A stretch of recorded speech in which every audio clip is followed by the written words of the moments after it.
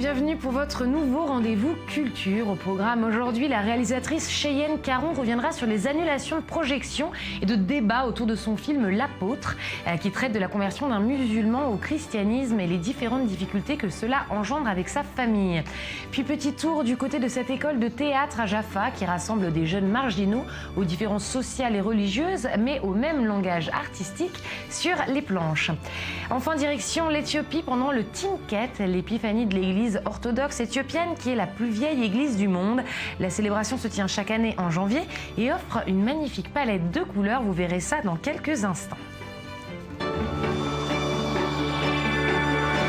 Voilà donc pour le programme et direction Hollywood tout de suite avec tout son strass et puis ses paillettes ce week-end à l'occasion des Screen Actors Guild Awards, cérémonie entièrement dédiée aux acteurs et actrices qui ont brillé cette année.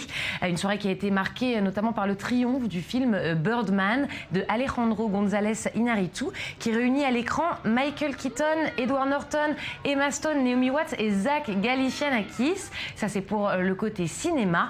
Et triomphe aussi pour les acteurs de la série télévisée House of Cards, Kevin Spacey et Robin Wright Penn. Le palmarès rappelait beaucoup celui des Golden Globes et préfigure sans doute celui des Oscars qui se tiendront le 22 février à Los Angeles. On va à présent revenir sur la polémique autour de ce film L'Apôtre, réalisé par Cheyenne Caron, un film dans lequel un jeune musulman appelé à devenir imam va voir son identité bouleversée lorsqu'il va être touché par l'amour du Christ et décider donc de se convertir au christianisme quelques jours seulement après la marche républicaine qui avait vu des millions de Français affirmer leur attachement à la liberté d'expression. À Nantes et à Neuilly, on a décidé d'annuler la projection de ce film car devant les risques d'attentat, cette projection pouvait être perçue comme une provocation par la communauté musulmane. Et c'est la DGSI, c'est-à-dire les services de renseignement du ministère de l'Intérieur, que je viens de citer. On va regarder tout de suite un extrait et nous aurons la réalisatrice au téléphone juste après. Dieu Allah, le Tout-Puissant. Et Dieu. Non. Allah, le Tout-Puissant, est ton Dieu. Allah, le Tout-Puissant, le Dieu des musulmans. Qu'il aime et qu'il protège. Et toi, tu te sens aimé d'Allah? Le seul Dieu qui me touche, c'est Jésus-Christ, le Fils de Dieu. C'est le seul qui me touche. Bon.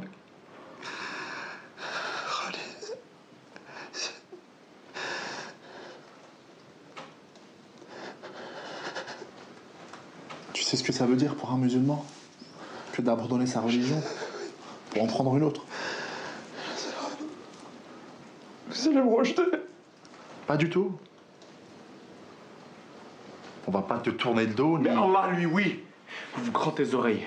Je vais te citer la sourate de Al-Baqarah, verset 217. Et ceux parmi vous qui abjureront leur religion et mourront infidèles, vaines seront pour eux leurs actions dans la vie immédiate et la vie future. Voilà les gens du feu, ils y demeureront éternellement. C'est pas moi qui me dis, mais le Coran, pas vrai, mon oncle. Tu te rends compte de ce que t'es en train de dire là? Tu deviens fort, là, très la honte.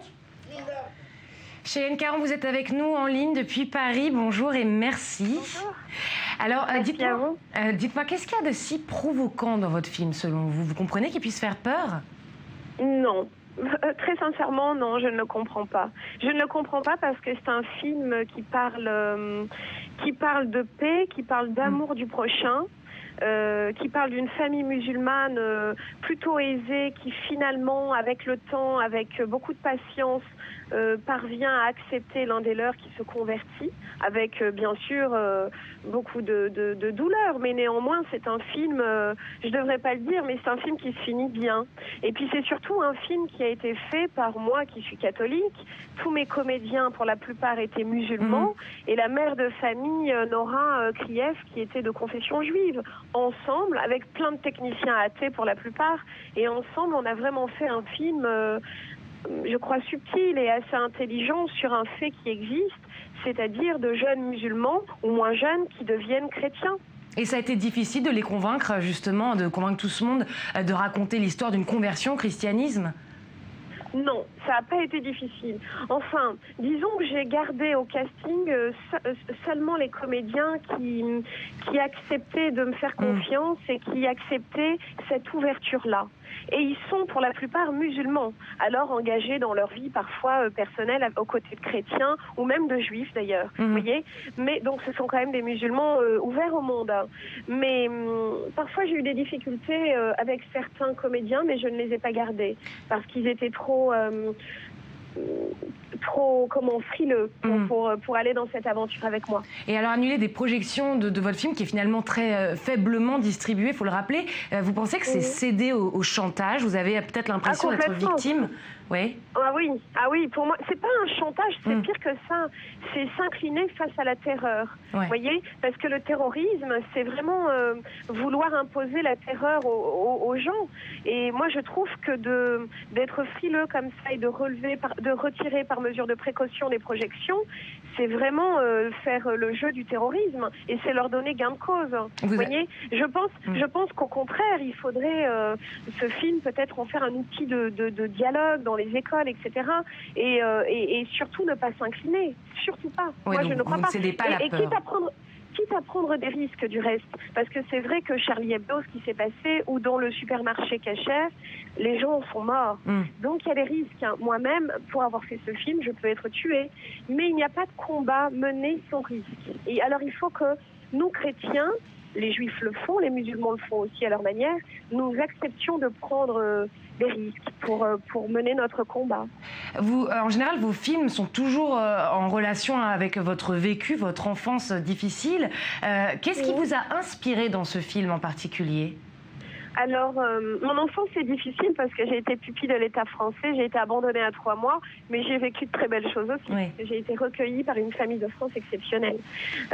Alors, ce film-là m'a été inspiré par un fait divers que j'ai vécu lorsque j'avais 19 ans dans mon village. Ma famille c'était ma famille d'accueil. Nous allions à la messe le dimanche. C'était une famille catholique de petits ouvriers très simples. Et un jour, la sœur de mon prêtre a été assassinée par un musulman issu du Maroc. C'était les voisins en fait de Madeleine. Et mon prêtre, qui est décédé il y a 3 mois maintenant, a dit « Je reste vivre auprès des parents dont le fils a tué ma sœur parce que ma présence les aide à vivre. » Mais je suis heureuse que beaucoup de gens savent que ce petit prêtre a existé. Il est mort il y a 3 mois.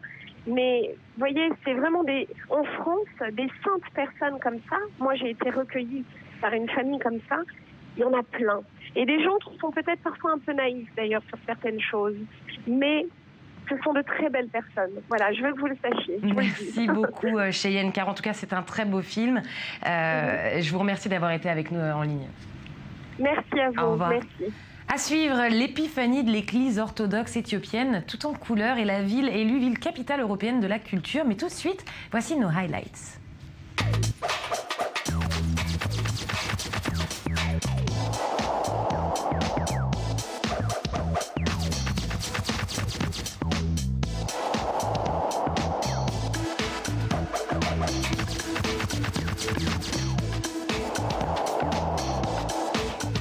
Initiée en 2013 durant l'année Marseille capitale européenne de la culture, la Biennale des Arts du Cirque est la seule manifestation à avoir été pérennisée.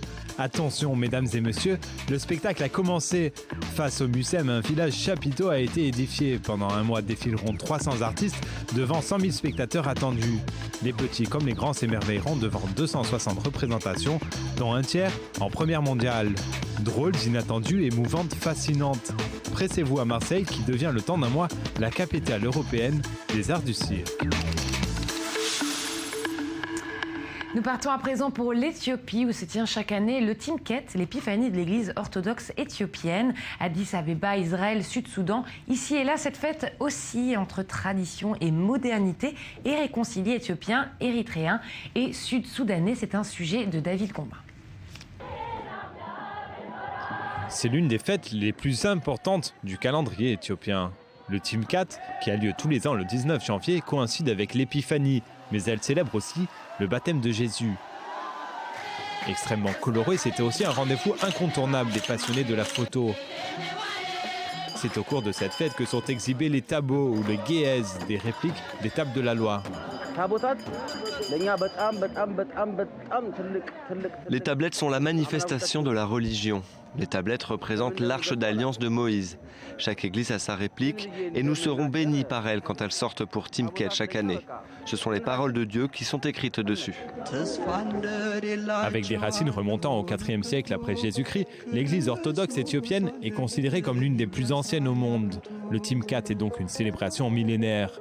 Entre tradition et modernité, la jeunesse a su allier les deux. Ce qui a changé, ce ne sont pas les fondements du festival, mais plus des jeunes portant des couvertures. Avant, il n'y en avait pas. La façon de s'habiller. Maintenant, vous voyez plus de personnes s'habiller. Des personnes qui portent des t-shirts avec des citations de la Bible. C'est ce qui a changé. Tous les 19 janvier, le baptême du Christ n'est pas célébré seulement en Éthiopie, mais aussi au Sud-Soudan ou en Érythrée. Le rite orthodoxe éthiopien unit Érythréens et Éthiopiens, deux peuples qui se sont affrontés au cours d'une guerre d'indépendance pendant plus de 30 ans.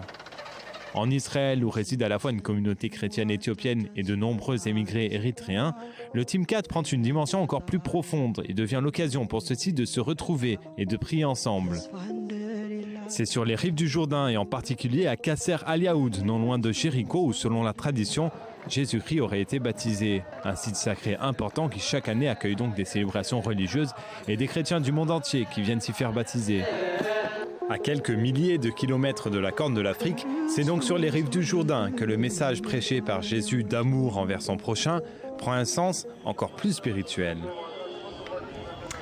Mons, en Belgique, est devenue la capitale européenne de la culture pour 2015. La petite ville wallonne a été inaugurée donc cette année et sera donc extrêmement riche en événements culturels, des célébrations qui ont commencé dès ce week-end avec plus de 100 000 personnes qui se sont pressées vers l'ancienne cité minière. Le couple royal belge est venu inaugurer une exposition sur Vincent van Gogh, un peintre qui a vécu sur place pendant 2 ans. En toile de fond, toute l'activité économique de cette région morose qui est en jeu. Les autorités espèrent profiter du même élan dont avait profité Lille en 2004 et Liverpool en 2008, toutes deux, elles aussi, capitales européennes de la culture. Et retour ici à Jaffa, où loin des différences culturelles, de croyances ou de milieux sociaux, le théâtre rassemble. Mira Awad est l'une des professeurs qui enseigne dans cette école de théâtre où la diversité règne, au plus grand plaisir de ces jeunes marginaux qui se voient offrir une chance unique. Rencontre avec Daniel Campos et Sandy Fortis. Le théâtre a toujours été un outil d'expression, de confiance en soi, d'intégration, de dialogue social et de travail d'équipe.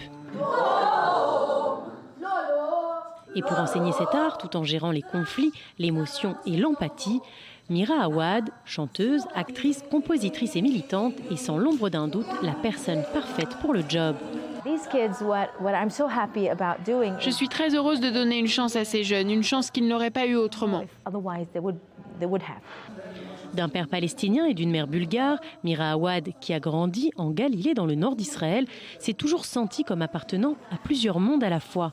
La diversité de Jaffa, quartier où juifs, arabes et nouveaux immigrants de Russie et d'Éthiopie cohabitent, lui est donc familière. Les jeunes en difficulté qui bénéficient de ce parrainage ont entre 13 et 18 ans et viennent de différents milieux socio-économiques. Peu importe votre origine, la culture du théâtre, culture de la musique nous réunit. On n'utilise pas toujours des mots, on utilise nos corps, nos mouvements, nos voix. On surmonte les barrières de langage, de culture. Tout passe avec le théâtre. Selon Mira, les difficultés de la vie peuvent aussi être un cadeau pour le théâtre.